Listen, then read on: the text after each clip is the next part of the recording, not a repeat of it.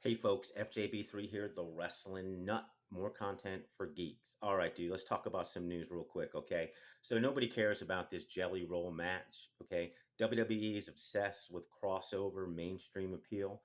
Jelly Roll's put in some work, it looks like. That's fine. Obviously, Travis Scott couldn't do it. So they're doing the Jelly Roll, Randy Orton, Drew McIntyre, Logan Paul match. And if you're a wrestling nut, nobody cares. Anyway, that was the big focus. This whole show was basically to promote SummerSlam, which they need to do. It's a 2-day event, and the ticket sales aren't that great. They're like at 40,000 day one, 41,000 day two.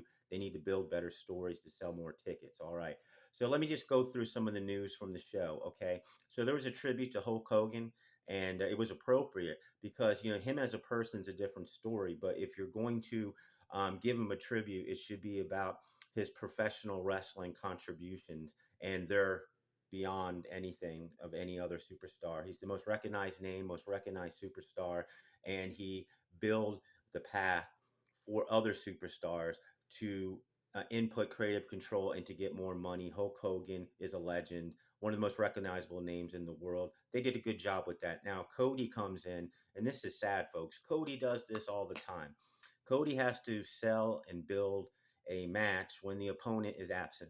And, so Cody's decent on the mic. Sometimes it's a hit, sometimes it's a miss. But it's tough to build something when nobody's there. And, he wants the real John Cena, whatever that means. I just hope this leads to The Rock involvement at SummerSlam and Cody selling his soul. Cody turning heel. He's the new champion, but a different version of Cody. We shall see. I'm a wrestling nut. I read the tea leaves. Let's move on. So again, the Jelly Roll match is a big nothing burger. So I'm going to skip that. So the women seem to me, and if you watch my content, you see my content, the women shine constantly in the WWE. Okay. So Bliss, Alexa Bliss and Roxanne Perez had a fine match. And Jade Cargill had an impromptu squash match with Chelsea Green, who you can give her a pile of shit and she'll turn it into platinum or gold. She's that good. Okay. So the women, again, are just more interesting to me. Their stories are better. And of course, they can compete at the level of the men's. This isn't the diva days, folks. These are real professional wrestlers. Moving on.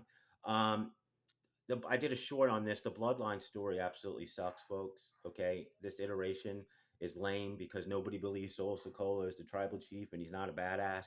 And nobody even cares about his henchmen. It's so sad.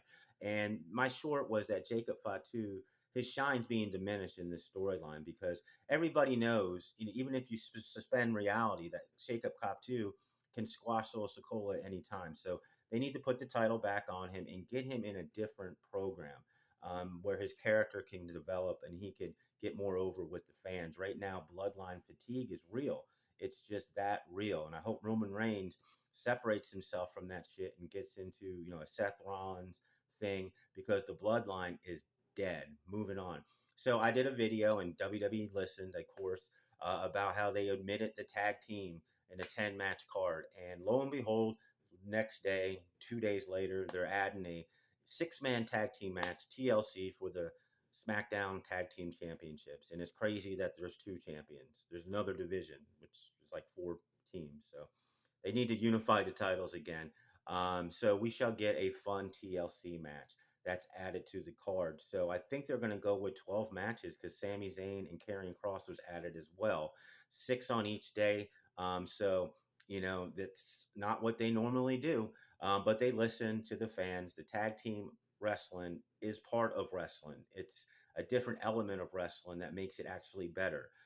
So they need to appreciate tag team wrestling like they did in the 80s growing up. Okay. So there are my thoughts, folks. Give me yours. Leave me a comment, please.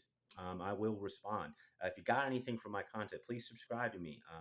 I know it's basic and shit, but I try to give you good information, good data, reading the tea leaves. I get it right a lot. First to admit when I get it wrong, but thank you for watching.